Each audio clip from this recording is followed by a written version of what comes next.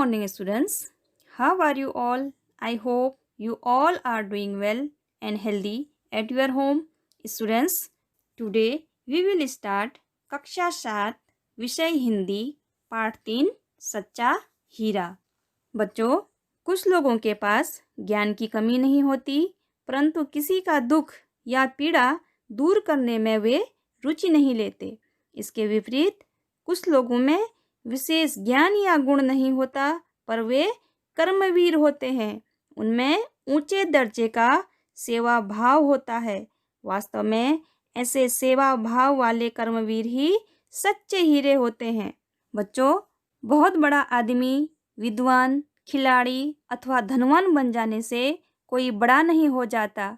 कोई बहुत बड़े पद पर पहुंच गया, लेकिन माँ बाप व गुरुजनों की सेवा से जी चुराता है, तो उसका बड़प्पन किस काम का। बच्चों, सच्चा हीरा उसी व्यक्ति को कहा जा सकता है जो अपने ज्ञान और गुण को आचरण में लाता है। Now let's start reading. सच्चा हीरा। हीरा मीन्स नवरत्न। यहाँ पर हीरा अच्छे व्यक्ति, अच्छे मनुष्य के लिए प्रयोग किया गया है। प्रस्तुत कहानी में व्यक्ति के ज्ञान के साथ साथ उसके कर्म को भी महत्व दिया गया है। इस कहानी में व्यक्ति के ज्ञान के साथ साथ उसके कर्म को महत्व दिया गया है। अच्छा ज्ञान अच्छी बात है, लेकिन वह आचरण में नहीं है तो निरर्थक है। निरर्थक मीन्स किसी के काम न आना। इस बात को रोचक तरीके से प्रस्तुत किया गया है। सूर्य अस्त हो रहा था। पक्षी चहचहाते हुए अपने अपने नीड़ की ओर जा रहे थे। सूर्य अस्त, अस्त मीन्स डूबना। सूर्य डूब रहा था। पक्षी चहचहाते हुए अपने नीड़ की ओर जा रहे थे। चहचहाते मीन्स चहकना, नीड़ मीन्स घोंसला। और पक्षी चहचहाते हुए अपने घोंसले की ओर जा रहे थे। गांव की कुछ स्त्रियां पानी लेने के लिए घड़े लेकर कुएं की ओर चल पड़ी। पानी भरकर कुछ स्त्रियां तो अपने घरों को लौट गईं, परंतु उनमें से 4 कुएं की पक्की जगह पर बैठकर आपस में इधर उधर की बातें करने लगी। वे बातचीत करते करते अपने अपने बेटों के बारे में बताने लगी। उनमें से एक की उम्र सबसे बड़ी लग रही थी। जो 4 स्त्रियां थी, उसमें से एक स्त्री की उम्र सबसे बड़ी लग रही थी। वह कहने लगी, भगवान सबको मेरे बेटे जैसा बेटा दे। मेरा बेटा लाखों में एक है। लाखों में एक मीन्स विशिष्ट है, अनोखा है। उसका कंठ बहुत मधुर है। कंठ मीन्स गला, सुरीली आवाज, मधुर आवाज। उसका कंठ बहुत मधुर है। वह बहुत अच्छा गाता है। उसके गीत को सुनकर कोयल और मैना भी चुप हो जाते हैं। वह कहती है, मेरे बेटे का स्वर इतना मधुर है। उसकी आवाज़ सुनकर कोयल और मैना भी चुप हो जाती है।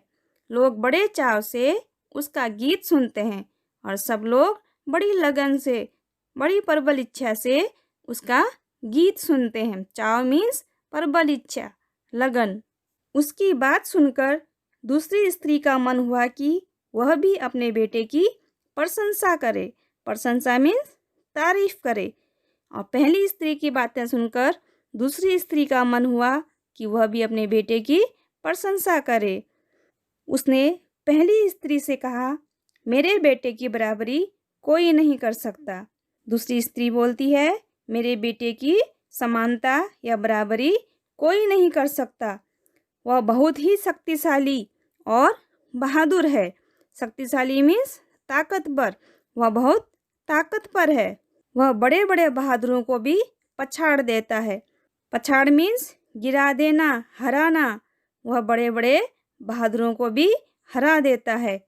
वह आधुनिक युग का भीम है। आधुनिक मीन्स नवीन। वह आधुनिक युग का भीम है। यह सब सुनकर तीसरी औरत भला कैसे चुप रहती। वह बोल उठी, मेरा बेटा साक्षात बृहस्पति का अवतार है। साक्षात मीन्स प्रत्यक्ष। बृहस्पति देवों के गुरु। वह बोलती है, मेरा बेटा साक्षात बृहस्पति का अवतार है।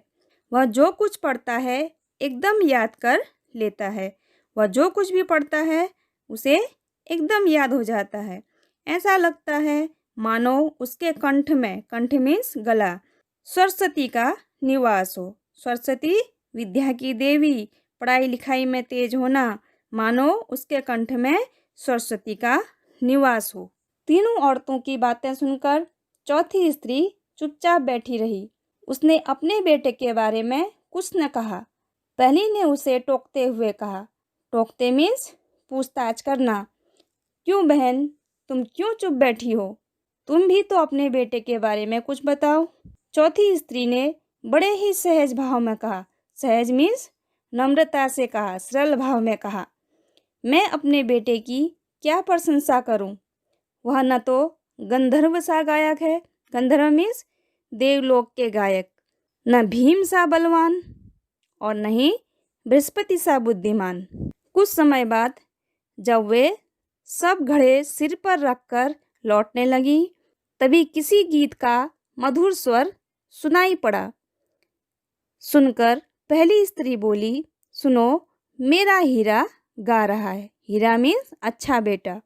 तुम लोगों ने सुना उसका कंठ कितना मधुर है। वह लड़का गीत गाता हुआ उसी रास्ते से निकल गया और उसने अपनी माँ की ओर कोई ध्यान नहीं दिया। इतने में दूसरी स्त्री का बेटा उधर से आता दिखाई दिया।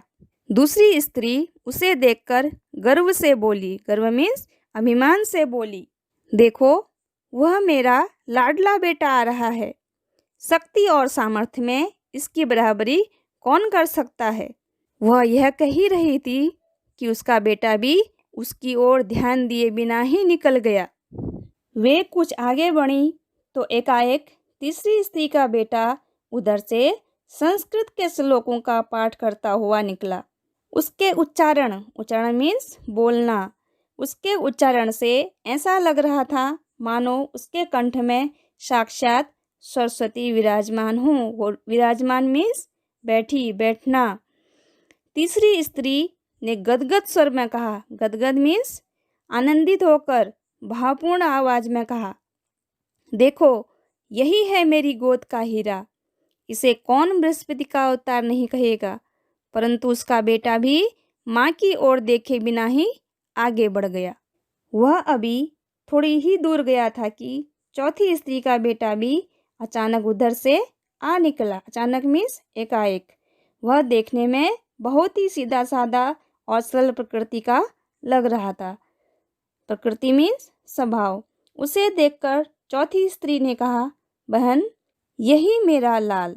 लाल मीन्स बेटे को लाल कहती हैं। लाल का अर्थ है प्यारा बेटा।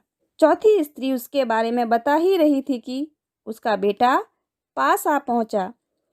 अपनी माँ को देखकर वह रुक गया और बोला, माँ लाओ, मैं तुम्हारा घड़ा पहुंचा दूं।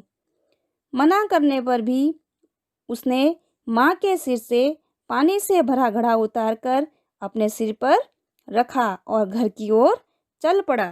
तीनों औरतें बड़े ही आश्चर्य से चौथी स्त्री के बेटे को देखती रही और तीनों औरतों को बहुत आश्चर्य होता है कि चौथी स्त्री के बेटे ने अपनी माँ के सिर से घड़ा उतारकर अपने सिर पर रख लिया और घर की ओर चल पड़ा। यह सब देखकर उन तीनों औरतों को बहुत आश्चर्य होता है।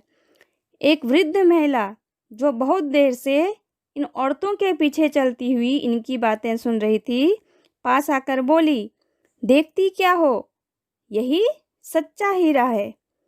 तो एक वृद्ध स्त्री जो बहुत देर से या चारों औरतों की बातें सुन रही थी, तो वो पास आकर बोली, तीनों औरतों से बोलती हैं, देखती क्या हो, यही सच्चा हीरा है। सच्चा हीरा मीन्स कर्मवीर, जिनमें ऊंचे दर्जे का सेवा भाव होता है। वास्तव में ऐसे सेवा भाव वाले ही कर्मवीर और सच्चे हीरे होते हैं। सच्चा हीरा उसी व्यक्ति को कहा जा सकता है जो अपने ज्ञान और गुण को आचरण में लाता है। Now in the end of the lesson, I hope you understood this lesson very well. Thank you.